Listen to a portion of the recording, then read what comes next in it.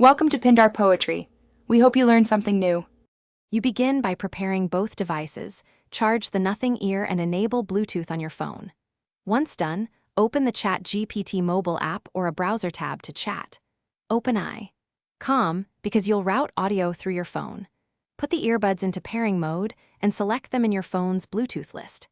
Make sure the phone's microphone permission is enabled for Chatgpt or your browser, and confirm audio output is set to Nothing Ear. This gets you connected fast, so you can start issuing voice prompts. Next, configure audio and assistant behavior so voice prompts work reliably.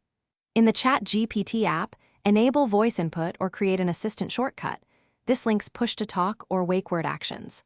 Once done, grant microphone access and set audio output to Nothing Ear. Then tune the earbuds. Turn on ANC for noisy spaces, choose a flatter EQ for clear speech, and reduce mic gain if clipping occurs. Make sure latency settings in the phone's Bluetooth menu are standard. This avoids audio lag when you speak and when responses play back. To finish, use effective prompts. Speak clearly, use short commands, and pause briefly so the app captures your intent. Once you receive responses, you can ask follow-ups without reactivating the session. If something goes wrong, troubleshoot stepwise. Repair the earbuds, restart the Chatgpt app, and confirm microphone permissions.